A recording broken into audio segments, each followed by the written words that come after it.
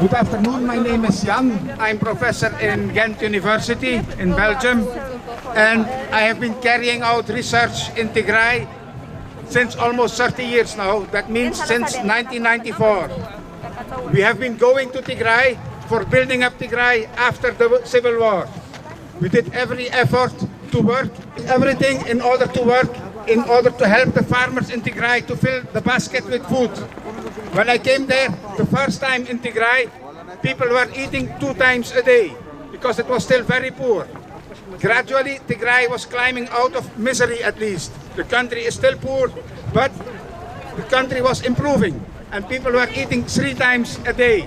And we saw everything improving. I have been working very much for natural restoration, environmental restoration, and also there the people in Tigray did a lot of improvements.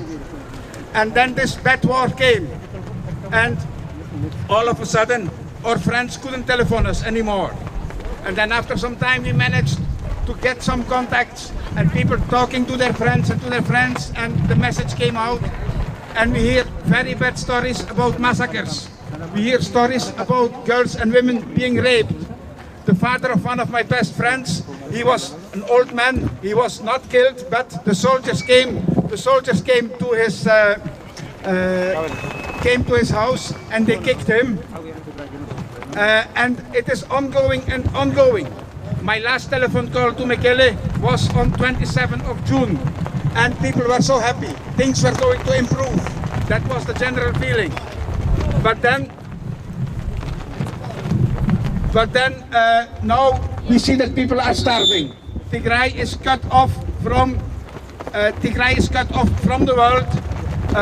The harvest is failed. The farmers were not allowed to plow. People have very little to eat, and the basket is empty. Even more, there is a total blockade of Tigray. Nothing is allowed to enter. We cannot help the people in Tigray. And of course, when I speak to you like this is also how I speak to the international media. This is also how I speak to debates. And immediately I get insulted. I was so surprised. All these people in Baharta, in Chima, who were calling me to work with them.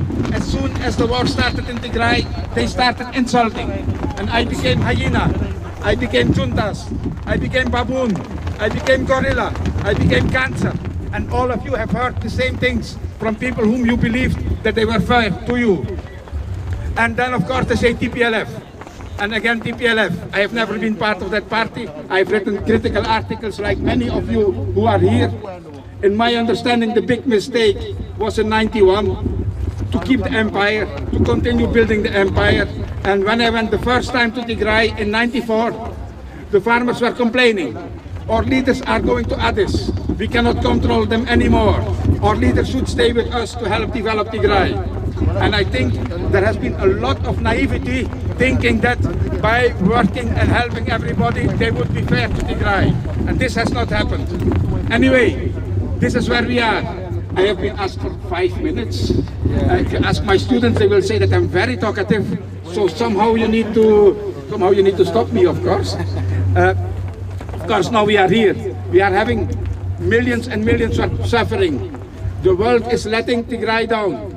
We almost see nothing in the media about Tigray anymore. We have to do the biggest efforts, and still we have to continue. And I'm looking to all of you. I think it's an important duty, not only when I look to your Twitter message. Either you are sending a Twitter to Tesfaye and to Gebrekidan, or you send the Twitter to Gutierrez. But where is the Belgian public opinion? Yeah, we have to, I speak for Belgium, the same is true of course for Holland and for France and for Germany. We have to reach out to the public opinion. That is more important than Gutierrez. He will not hear you anyway. So I am hoping to go back to Tigray as soon as possible. I hope for a new Tigray, where there is room for all actors, where there is a real democracy, and that everybody works for the development of the region.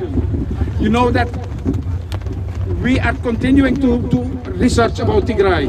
As a geographer, we have access to remote sensing. We analyze the satellite imagery.